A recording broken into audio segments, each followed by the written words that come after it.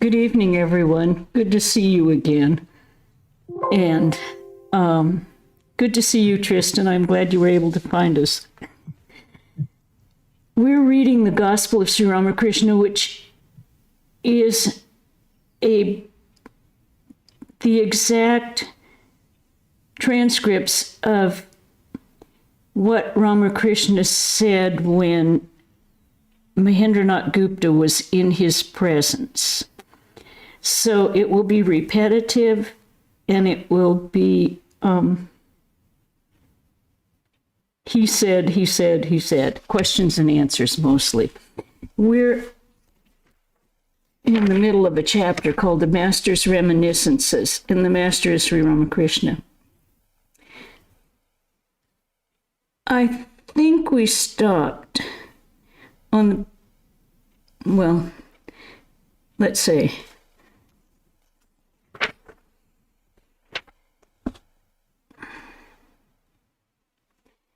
at the top of page 758. So I'm going to stop there because I don't really remember. We're right in the middle of a lot of the same things. A devotee to Troilokya. I've read your book that you do not believe in the incarnation of God. You said so in connection with Chaitanya, Trilokya. Why, Chaitanya himself protested against the idea of divine incarnation. Once in Puri, Advaita and the other devotees sang a song to the effect that Chaitanya was God. At this, Chaitanya shut the door of his room. Infinite are the glories of God, as he, meaning Sri Ramakrishna, says. The devotee is the parlor of God. Suppose a parlor is very well furnished. Does that mean that the master of the house has exhausted all his power and splendor in that one parlor? Girish, he, meaning Sri Ramakrishna, says that prema alone is the essence of God. We need the man through whom this ecstatic love of God flows. He says the milk of the cow flows through the udder. We need the udder. We do not care for the other parts of the cow, the legs, the tail, or the horns. Trilokya. The milk of God's prema flows through an infinite number of channels. God has infinite powers. Girish. But what other power can stand before prema? Prema is divine love. Trilokya. It is possible if he who has the power wants it. Everything is in God's power. Girish. Yes, I admit that. But there is also a thing called the power of Avidya, which is ignorance. Trilokya. Is Avidya a thing? Does there exist a substance called Avidya? It is only a negation, as darkness is the negation of light. There is no doubt that we prize prema most. What is a drop to God? What is a drop to God is an ocean to us. But if you say that prema is the last word about God, then you limit God himself. Master, meaning Sri Ramakrishna, to Trilokya and the other devotees. Yes, that is true. But an ounce of wine makes me drunk. What need have I to count the gallons of wine in the tavern? What need have we to know about the infinite powers of God? Girish to Trilokya. Do you believe in the incarnation of God? Trilokya. God incarnates himself through his devotees alone. There cannot be a manifestation of infinite power. It simply isn't possible. It is impossible for any man to manifest infinite powers. Girish, you can serve your children as Brahma Gopala, meaning the child Krishna who is an incarnation of God in Indian cosmology. Then why isn't it possible to worship a great soul as God? Master, to Trilokya, why all this bother about infinity? If I want to touch you, must I touch your entire body? If you want to bathe in the Ganges, must you touch the whole river from Hardwar down to the ocean? All troubles come to an end when the ego dies. As long as a trace of I consciousness remains, one is conscious of difference. Nobody knows what remains after the I disappears. Nobody can express it in words. That which is remains. After the I disappears, one cannot say that a part manifests through this man and the rest through another. Satchidananda is the ocean. The pot of I is immersed in it. As long as the pot exists, the water seems to be divided into two parts. One part inside the pot and the other part outside it. But when the pot is broken, there is only one stretch of water. One cannot even say that. Who would say that? After the discussion, Sri Ramakrishna became engaged in a pleasant conversation with Trilokya. Master, are you happy? Isn't that so? Trilokya, but I shall become my old self again as soon as I leave this place. Here I feel very much the awakening of spiritual consciousness. Master, you don't have to be afraid of walking on thorns if you're wearing shoes.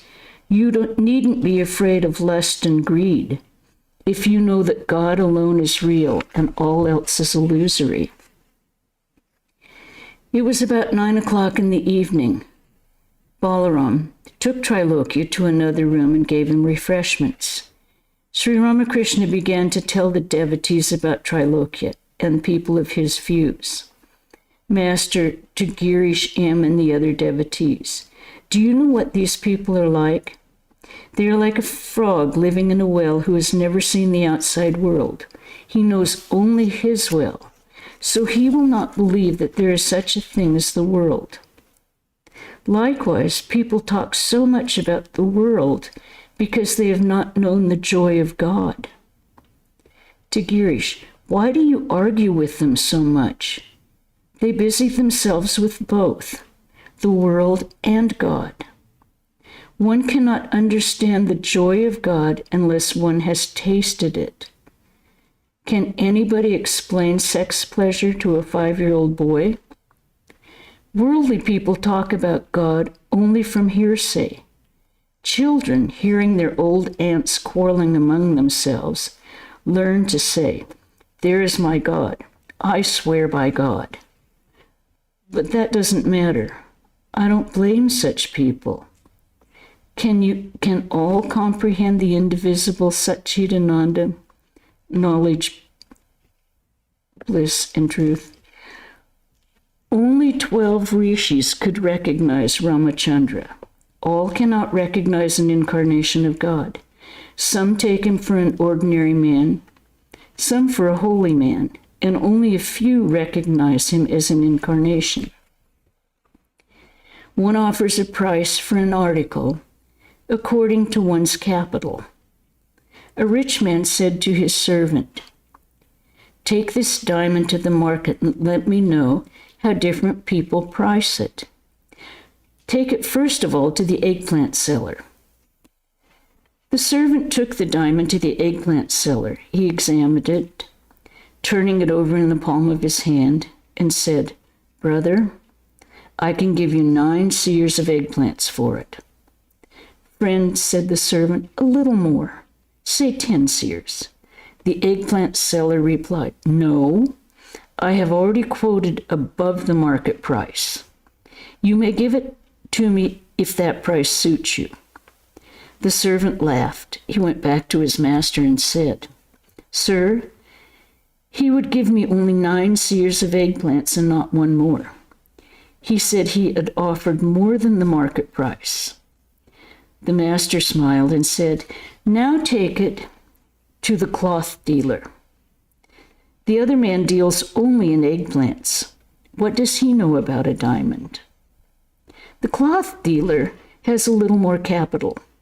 Let's see how much he offers for it." The servant went to the cloth dealer and said, Will you buy this? How much will you pay for it? The merchant said, Yes, it is a good thing. I can make a nice ornament out of it. I will give you 900 rupees for it. Brother, said the servant, offer a little more and I'll sell it to you. Give me at least 1,000 rupees. The cloth dealer said, Friend, don't press me for more. I have offered more than the market price. I cannot give a rupee more. Suit yourself. Laughing, the servant returned to his master and said, He won't give a rupee more than 900. He too said he had quoted above the market price. The master said with a laugh, Now take it to a jeweler. Let us see what he has to say. The servant went to the jeweler. The jeweler glanced at the diamond and said at once, I will give you 100,000 rupees for it. They talk of practicing religion in the world. Suppose a man is shut up in a room. All the doors and windows are closed. Only a little light comes through a hole in the ceiling. Can he see the sun with that roof over his head? And what will he do with only one ray of light? Lust and greed is the roof. Can he see the sun unless he removes the roof? Worldly people are shut up in a room, as it were. The incarnations of God belong to the class of the Ishvara Kodis. These are ever-free souls. They roam about in the open spaces. They are never imprisoned in the world, never entangled by it. Their ego is not the thick ego of worldly people. The ego, the I consciousness of worldly people is like four walls and a roof. The man inside them cannot see anything outside. The ego of the incarnations and other Ishvara Kodis is a thin ego. Through it, they have an uninterrupted vision of God. Take the case of a man who stands by a wall on both sides of which are meadows stretching to infinity. If there's a hole in the wall, through it he can see everything on the other side. If the hole is a big one, he can even pass through it. The ego of the incarnations and other Ishvara Kodis is like the wall with a hole. Though they remain on this side of the wall, still they can see the endless meadow on the other side. That is to say, though they have a human body, they are always united with God. Again, if they will, they can pass through the big hole to the other side and remain in samadhi, God consciousness. And if the hole is big enough, they can go through it and come back again. That is to say, though established in samadhi, they can again descend to the worldly plane. The devotees listened breathlessly to these words about the mystery of divine incarnation. We start another chapter now, the master at the houses of Balaram and Girish. These were close companions of Sri Ramakrishna in the city of Calcutta. Friday, April 24th, 1885. About 1 o'clock in the afternoon, M., that's Mahendranath Gupta, arrived at Balaram's house in Calcutta and found the master asleep in the drawing room, one or two devotees resting near him. M. began to fan the master gently. A few minutes later, Sri Ramakrishna awoke and sat on the bed with his clothes in a rather untidy condition. M. saluted him and took the dust of his feet. Master, tenderly to M, "Are you well?" "I'm feeling rather uneasy. I have a sore in my throat." And the footnote, the sore is the beginning of his cancer of the throat. "I suffer very much during the early hours of the morning. Can you tell me how I may be cured?" In a worried tone, "They serve pickled mango with the meal, a little of it." How is your wife? I noticed the other day that she was looking rather sickly.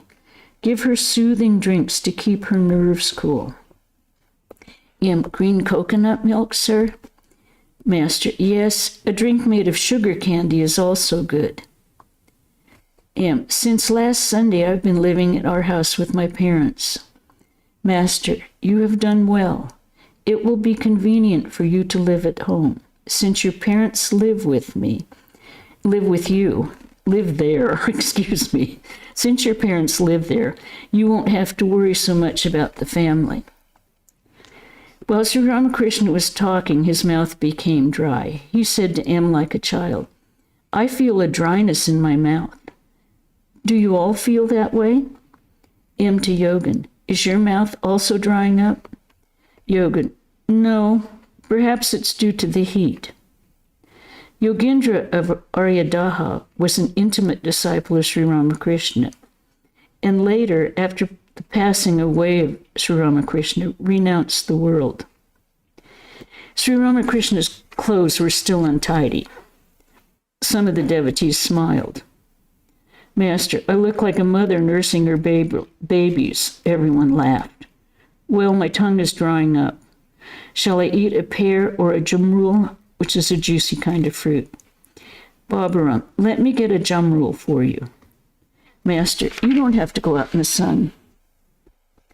M was still fanning the master. Master, you may stop now. You've been fanning a long time. M, I'm not tired, sir. Master tenderly, no? M taught in a school in the neighborhood. He had a little recess at 1 o'clock, during which he visited Sri Ramakrishna. It was time for him to go back to school. He saluted the master. Master to M, must you go now? A devotee, school is not over yet. He came here during recess. Master smiling, he's like a mother with 7 or 8 children. Day and night she is busy with her worldly duties, but now and then she makes time to serve her husband. M's school closed at 4 o'clock. He came back to Balaram's house and found the master sitting in the drawing room. The devotees were arriving one by one. The younger Narayan and Ram came. Narendra too was there. M saluted the master and took a seat. The lady sent a plate of halwa for Sri Ramakrishna. Because of the sore in his throat, he could not eat any hard food. Master to Narendra, this is nice stuff. Eat some. It's good. Eat some. Everyone laughed. Dusk was coming on. Sri Ramakrishna was about to go to the house of Girish, who had arranged a festival to celebrate the master's coming. The master came down from the 2nd floor of Balaram's house with M and a few other devotees. Near the gate, he saw a beggar chanting the name of Rama, and he stood still. He fell into a meditative mood and remained standing a few minutes. He said to M, he sings well. A devotee gave the beggar 4 pice. Sri Ramakrishna entered Bospara Lane. Laughing, he said to M, what are these people saying? There comes Paramahamsa's battalion. What do these fools say? All laughed. Sri Ramakrishna entered Girish's house. The latter had invited a large number of devotees to join the festival. Many of them were present. They all stood up to receive the master, and who, smiling, took his seat. The devotees sat around him. Among them were Girish, Mahimacharan, Ram, and Bhavanat, and also Balaram, Narendra, Jogan, the younger Narayan, Chuni, Balaram, M, and the other devotees who had accompanied the master from Balaram's house. Master to Mahimacharan, I said to Girish about you, there is one, very deep. You are only knee-deep. Now you have to help me check up on what I said. I want to see you two argue, but don't compromise. All laughed. Girish and Mahimacharan started their discussion. Soon Ram said, "Let them stop. Let us have some kirtan." Master to Ram, "No, no. This has a great deal of meaning. They are Englishmen. I want to hear what they say." Meaning they have a Western education. Mahimacharan contended that all could become Krishna by means of sadhana. Girish said that Sri Krishna was an incarnation of God. However much a man practiced sadhana, he could never become an incarnation. Mahima, do you know what I mean? Let me give you an illustration. The bell tree can become a mango tree if only the obstructions are removed. It can be done by the practice of yoga. Girish, you may say whatever you like, but it cannot be done by either the practice of yoga or by anything else. Only a Krishna can become a Krishna. If anybody has all the attributes of another person, Radha for instance, then he is none other than that person, Radha herself. If I see in a person all the attributes of Krishna, then I shall conclude that I am seeing Krishna himself. Mahima could not argue well. At last he had to accept Girish's views. Mahima to Girish, yes, sir, both views are right. God has willed the path of knowledge. He has also willed the path of bhakti, devotion, pointing to Sri Ramakrishna. As he says, by different paths, people ultimately reach one and the same goal. Master aside to Mahima, you see, what I said was right, wasn't it? Mahima, yes, sir. As you say, both paths are right. Master pointing to Girish, haven't you noticed how deep his faith is? He forgot to eat his refreshments. Like a dog, he would have torn your throat if you hadn't accepted his views. But we have enjoyed the discussion. You two have known each other, and I myself have learnt many things. The musician arrived with his party and sat in the middle of the room. He was waiting for a sign from Sri Ramakrishna to begin the kirtan. The master gave his permission. Ram to the master, please tell them what to sing. Master, what shall I suggest? After a little reflection, well, let them sing the prelude to the union of Radha and Krishna. The musician sang, my Gora, my treasure, the jewel among men, weeps as he chants Sri Radha's name, and rolls on the ground with fervent love. He chants her name again and again. The tears stream from his love-filled eyes. Once more he rolls upon the ground. As chanting her name, he faints away. The hair on his body stands on end.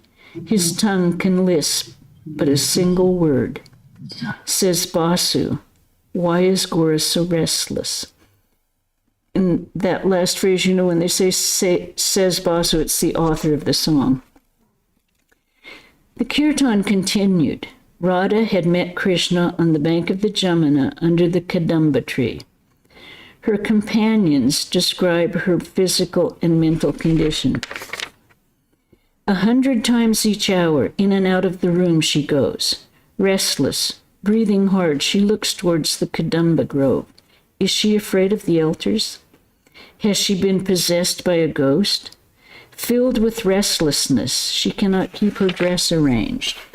Her jewels have fallen off. She trembles every now and then. Alas, she is so young. A princess born and a wife beside.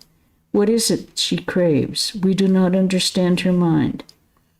But we can guess her hand is reaching out to catch the moon. Humbly says Chandidas, Radha has fallen in Krishna's trap.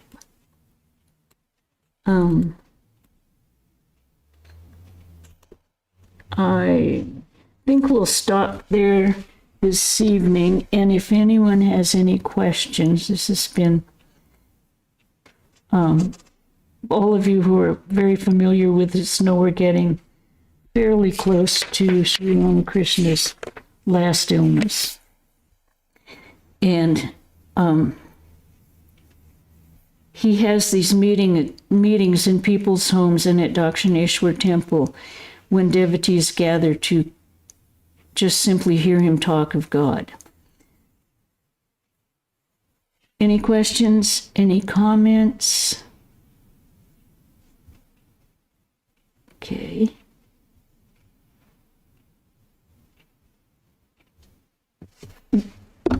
I will read just a bit more. When we're talking about the songs between Radha and Krishna, it's the individual soul's longing for God. Radha represents the individual soul, and Krishna represents the Godhead. The kirtan went on. Radha's friends say to her, "Tell us, O Radha of comely face, tell us what it is that ails you. Why has your mind wandered away? Why did you claw the earth in frenzy? Tell us why your golden sin has taken the ashy hue of cinders. From your body the scarlet cloth has dropped unheeded to the ground. Ah, your eyes are red with tears. Your lovely lotus face has withered. Tell us what it is that ails you, lest our hearts should break with grief." Radha says to her friends, "I long for the sight of Krishna's face."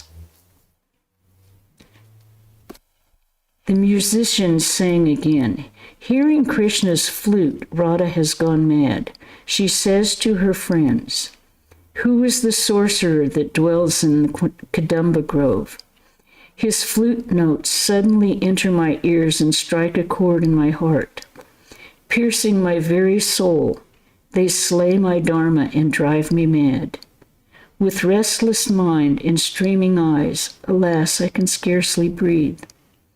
How he plays his magic flute, whose music thrills my soul. Because he is out of my sight, my heart expires. I cannot stay home. My soul yearns for him. Racked with pain, it longs to see him once more." Says Uddhavadas, "But will you die, O Radha, when you behold him?" The music continued. Radha's heart yearns for the vision of Krishna. She says to her friends, "First I heard his magic flute from the Kadamba grove, and the next day the minstrel told me of him and thrilled my soul. Another day, O friend of my heart, you chanted his blessed name. Ah, the blessed name of Krishna, full of honeyed sweetness. The wise men too described to me his virtues without number. I am a weak and simple girl, and stern, alas, are my elders. My love for my beloved grows. How can I live any longer? After reflecting long, I find that I must die at last. Can you not tell me a way, O friend, by which I may meet my Krishna?" And I do believe we will stop there. When I was talking last Sunday about the gopas and gopis, the cowherd girls and boys in Vrindavan, this longing to see the face of the Lord is very much like, as in the Bible, when Jesus on the Sermon on the Mount said, "Blessed are the pure of heart, for they shall see God." Now in India, the kirtans often talk about seeing the face of the Lord. Any questions about anything else? A lot of Indian terminology and words most of you are familiar with. Okay, then we'll end with a chant. Om Shanti Shanti Shanti Hari Om Tat Sat Sri Ramakrishna Panamastu.